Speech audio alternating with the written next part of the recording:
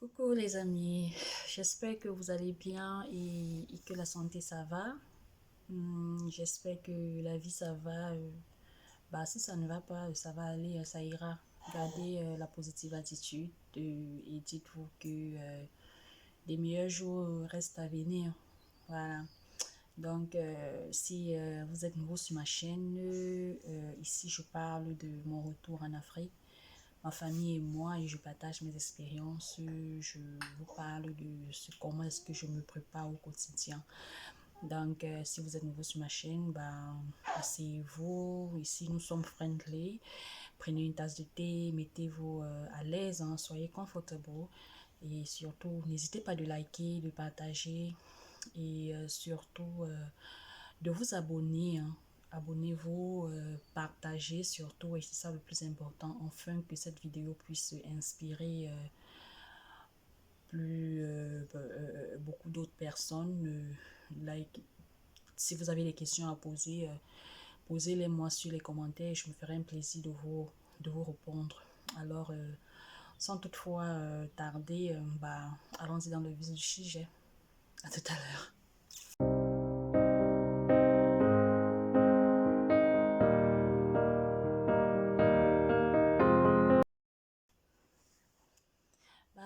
Comme je le disais, hein, bienvenue une fois de plus. Le sujet d'aujourd'hui n'a vraiment rien à voir avec le. Ça n'a vraiment rien à voir avec avec ce dont je parle sur cette chaîne. Mais c'est important que je partage cela avec vous. C'est important parce que c'est quelque chose qui peut arriver à tout le monde. Oui, c'est quelque chose qui peut arriver à tout le monde tôt ou tard. Et j'avais vraiment voulu partager ça avec vous. Et plus que je vous l'avais promis dans la vidéo que j'avais faite, qui parlait de mon comeback. C'est vrai qu'après le comeback, j'ai mis vraiment du temps à, à faire des vidéos. C'est pas totalement de ma faute, hein, c'est à cause des circonstances. Oui, il y a eu des trucs, il y a eu trop de problèmes. J'ai eu trop de problèmes. J'ai traversé des moments très très difficiles et je continue toujours à les traverser. C'est pas terminé, mais comme on dit, quand tu commences déjà à voir le bout du tunnel, quand tu es prête de ton objectif, c'est là où le diable vient, vient à toi. C'est là où il cherche à te détruire, il cherche à te faucher tes projets, il cherche à te décourager. Mais j'essaie de rester forte, j'essaie de rester focus sur mes objectifs et je fais tout ce que je peux pour pouvoir y arriver. Et la vidéo d'aujourd'hui, c'est un peu comme, je sais pas si je vais dire une story time. Je sais pas, appelez-la comme vous voulez, mais comme j'ai dit, en fait, je dirais que c'est une thérapie parce que je me dis que c'est tellement difficile pour moi de le porter toute seule il faut peut-être que j'en parle avec des gens qui ne me connaissent pas. Au moins, là, je ne serais pas mal jugée, en fait. Autant mieux en parler avec des gens que je ne connais pas. Au moins, les avis seront sincères. Donc, à la fin de la vidéo, s'il vous plaît, dites-moi ce que vous en pensez. J'aurai besoin de vos conseils qui seront les bienvenus. Le problème, en fait, c'est que durant mon absence sur les réseaux sociaux, je vous l'avais dit, je préparais un heureux événement. Bien sûr, la venue de mon fils, de mon dernier fils, j'étais enceinte en fait, et j'ai traversé des moments difficiles, très très très très difficiles, les amis. C'était pas la joie, hein, c'était pas du nouveau, niveau émotionnel, niveau amoureux, familial, c'était vraiment pas la joie. J'ai eu une grossesse vraiment difficile, très très difficile. Et mon partenaire qui n'était pas présent, il n'était pas là, qui m'a laissé tomber à la dernière minute. Et j'en ris parce que je n'arrive pas à croire que j'en parle. Ouais. J'arrive pas à croire parce que je sais vous allez me juger, d'autres vont me dire oh, pourquoi tu racontais ta vie privée ici, pourquoi tu parles de ta vie. Bah, ceux que ça n'intéresse pas, passez votre route et sans perturber les autres. Parce que comme je dis, j'ai besoin d'en parler, c'est une thérapie. Alors, durant ma grossesse, j'étais très malade. J'étais très malade, comme d'autres grossesses en tout cas. Mais cette dernière grossesse m'a... parce que rassurez-vous, ouais, c'est la dernière, je ne suis plus là-dedans. Donc cette dernière grossesse m'a tellement terrorisée. J'étais tellement malade. Pour ceux ou celles qui disent que la grossesse n'est pas une maladie, croyez-moi, ça l'est. Parce que j'étais vraiment malade. Et ben, je n'avais pas, je sais pas si je vais appeler ça des nausées. Surtout les premiers mois. J'avais des malaises en fait. J'avais tellement des malaises. Et bah, je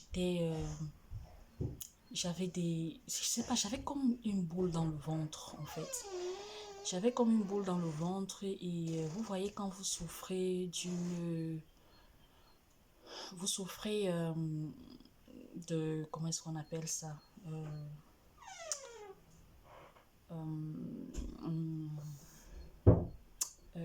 est-ce qu'on appelle ça? Vous voyez, on appelle ça en anglais food poisoning. Je sais pas, intoxication alimentaire. Voilà, quand vous avez une intoxication alimentaire, vous ressentez le besoin de vomir. Mais quand vous essayez de vomir, ça ne ressort pas.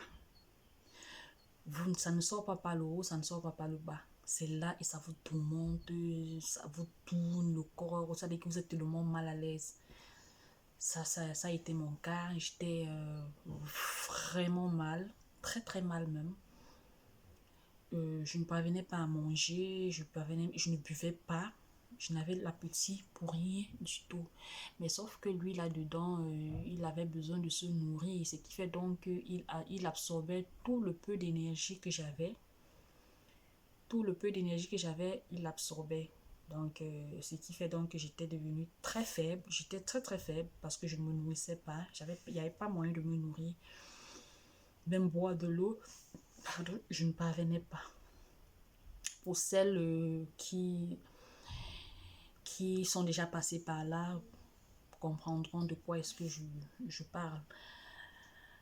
Et voilà quoi, c'était terrible.